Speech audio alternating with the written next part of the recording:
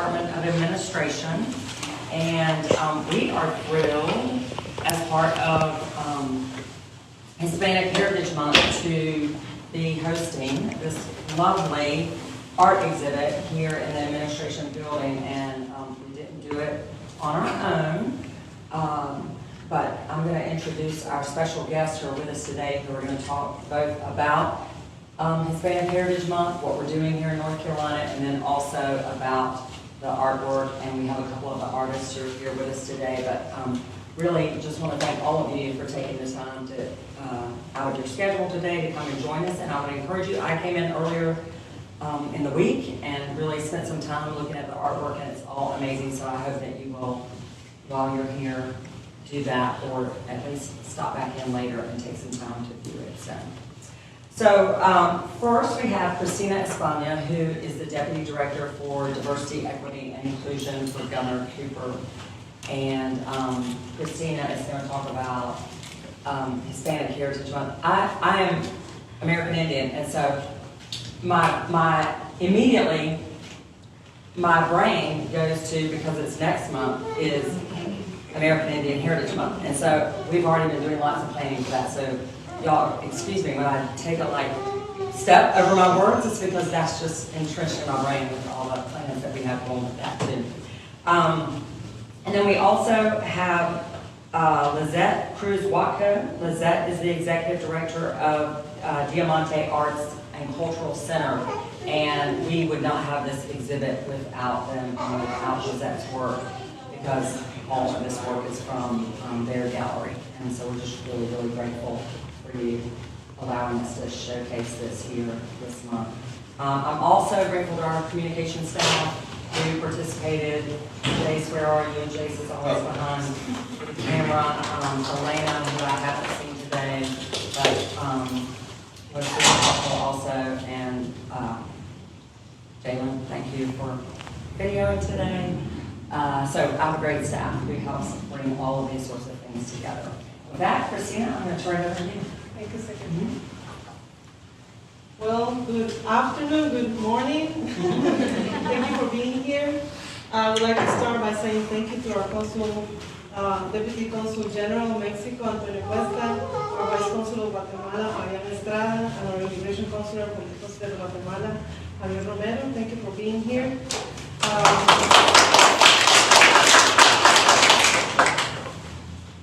This is a special month for all of us, and if I talk about me being a Latina, it's very special for me. I'm very honored to bring remarks from our Governor Roy Cooper.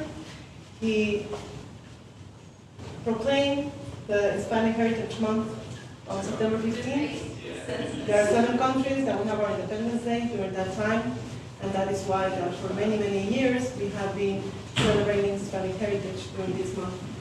If you travel around North Carolina, you'll see that you have so many festivals. And sometimes you say like, oh my God, I want to go to this one and then I go to that one. And it's kind of hard because everything is happening at the same time. But isn't it amazing that it's happening at the same time? It means that we're active, it means that we are united, and it means that North Carolinians are welcoming us here and want to celebrate with us our heritage, which is exciting. We are 11% Latinos here in North Carolina, but 57% are second generations, are US born, second and third generations. So it means that we're here for a long time.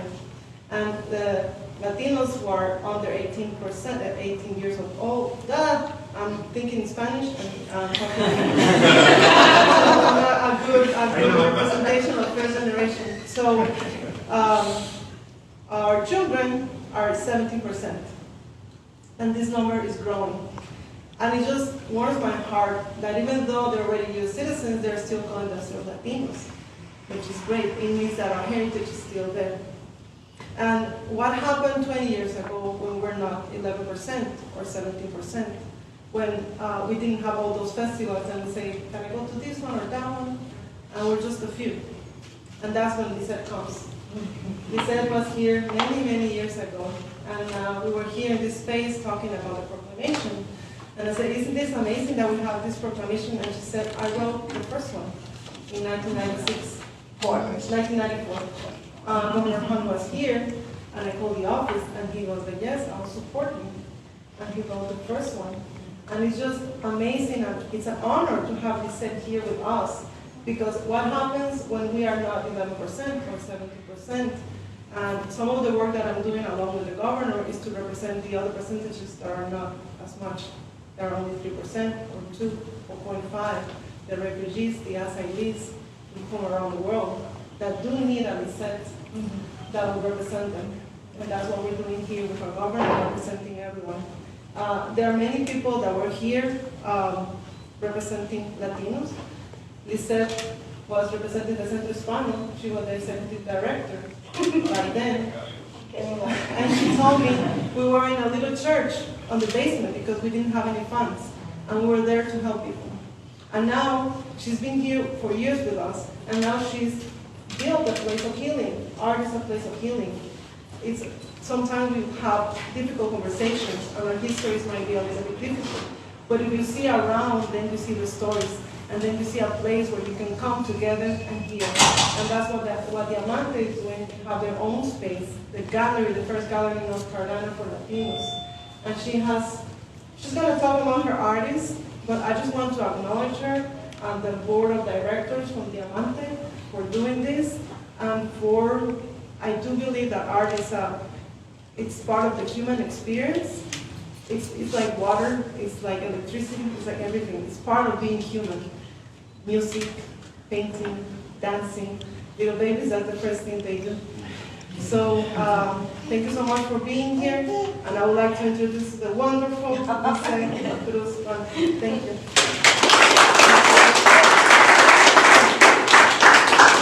Wow, that's like, I don't think of myself that way. I have been here 30 years working in the Latino community, and I'm one of those quiet people in the background doing, like the work of bee. So you may not know what I've done, but I've done a lot of things. And when it comes up in conversation, I might say something, but I'm not one to say much. We did start the Diamante Arts and Cultural Center 25 years ago this year, although the organization has been working since 1996, but it didn't incorporate until 98, so technically speaking, it's 25 years, but it's the 27th year of the Latino Diamante Awards, which some of you may know. It's a statewide award program that recognizes the work being done in the Latino and Hispanic community throughout the state. And it's not only Latinos that get recognized, anybody that is working to make lives better for Latinos in the state. So we're very proud of that, and it actually is coming up on the 29th, so I hope to see some of your faces there. But we've been working with Latino artists for a long time, trying to expand access to Latino artists throughout the state. And this exhibit, I think, Jace, this is our 5th? I want to say it's our 4th or 5th, yeah. Yeah. It's expanded every year. Yes. So now we put out a call to multiple exhibits at the same time. And these artists were some of the artists that submitted to that call throughout the state. Some of them are local, some of them are not so local, but every year is different. Sometimes we get people from the mountains and the beach, and sometimes we don't. So it depends on people's accessibility to bring the art to us and all that. But we do have a couple of those artists here, and I don't consider them my artists. They're Latino artists in our community, and they just happen to be submitting work to this particular exhibit. But we have Anthony Garcia Copian, and we have Alma Romero, I'm sorry. But I'll tell you a little bit about the art. And all this art is for sale, you guys, so if you're interested, let me know. But we're going to start over here with Yolima. Yolima has 2 pieces. Loves, which is based on the 7 types of love, which is an interesting concept. It's a Greek, the Greek don't have one word for love, they have 7, so therefore that's what the piece is based on. And then La Guerrera, the woman warrior, she is a strong Colombian, native Colombian, so she always has pieces that are portraying strong women. She lives in Burlington. And then we have Anthony's piece right behind the next, sorry. Anthony's piece is, Anthony is Cuban, and he lives here in Raleigh, and that one's called Mala Noche, which means a bad evening or at night, so you kind of can see why it's dark. And then we have Fabricio Bianchi, who is from Durham, and he's Argentinian descent, and that one's called the Phoenix Ascending, which is actually a little bit different from most of his other work, but he's trying to lean more toward this more abstract work. And then we have Alexandra Rojas, who's from Chapel Hill, but she is Colombian, so we have two Colombians. This is Blanco en Negro, or white on black, and it's made with modeling clay, so it's not paint, people. So just imagine how long that took to make. And then we have, I think that's Lorena Tinoco, and Lorena is native from Mexico, and she resides in Wendell, and that one's called Serenity. Is that Serenity?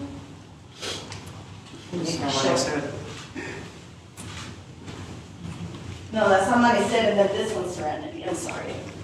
And then we have Alba, who's here. She's native of Puerto Rico, and she resides in Durham. And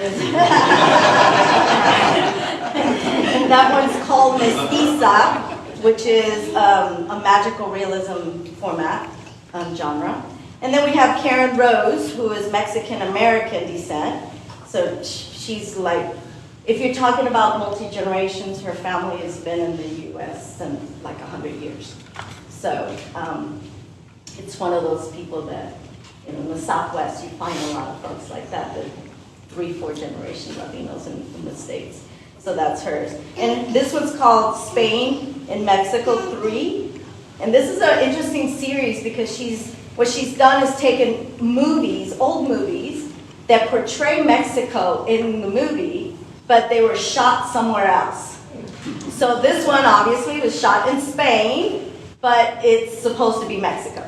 So that she has a whole entire series on these, which is really interesting. And then we have Patricia Ferrera, who is originally from Uruguay and resides in Raleigh. And this is the coral tree or sable, and it's an embroidered painting. And she has some magnificent stuff. I mean, she's very creative with thread and needles and stuff. So if you want, she's going to be in our next exhibit. So, well, actually, probably most of these guys will have something in our next exhibit as well. And then the last one is Gregorio Morales. Gregorio is a native of Mexico, and he resides in Graham. And he's got Esperanza and Reflejo. Esperanza's hope, and then Reflejo is reflection. So those are the artists that were selected for this particular exhibit. And obviously, a lot of them were selected because we use the easels, and so these are smaller pieces, but some of these guys are going to have bigger pieces in some of our other exhibits. And one of them is currently going until November 6th at the Regional Library in the old Camera Village and District Village. So if you want to come see some, it may be some of them and it may be some others. And also our next exhibit that some of these folks will be in as well is Herencia, which is a yearly booth exhibit that we do at Diamante, and that will open on November the 4th. So you're welcome to do that. But October 21st, we have our current exhibit, which is interesting because it's a collaborative of Latino artists. It's 7 artists, all Mexican except for one and one female, and they're called Inter-Latin American Artist Collective.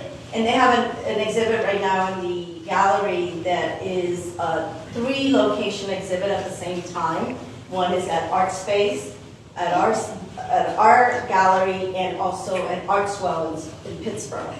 It's different art, but it's all the same artists, and it was kind of like a 3-location thing we did for Hispanic Heritage Month, so that people can, and it was also the launching of that collaborative.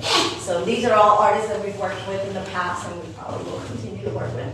But their closing reception is on the 21st, and there'll be a panel of these artists speaking about what is it like to be a Latino artist in North Carolina right now. So if you're interested in that, that'll be Saturday the 21st. So come visit the center. We have a lot of stuff going on. We just expanded to add some artist studios, so while you see an exhibit, you can also visit some artists. And it's a really nice space. We're off of Western Boulevard, and close to NC State, close to the fair. Sorry, that was my reasoning for being a little late today. I didn't realize that it was gonna be such a big deal, and now I'm having to leave 15 minutes earlier to everything. So, but please do visit us. And thank you, Secretary, thank you, Cristina, and Jace. Jace and I are like, we've been talking about this and making this happen for months, and it takes a lot of his time, it takes a lot of my time, it takes a lot of everybody's time to actually, the artists, to invest their time in doing such wonderful work. So please talk to the artists, get to know them a little bit better, and thank you for coming.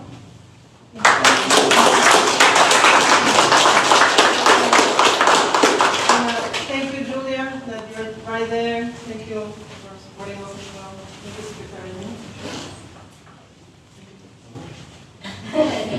That's it, everybody. That's That's it. it. Enjoy the art. Secretary, can I get a photo of you with our artists that are here?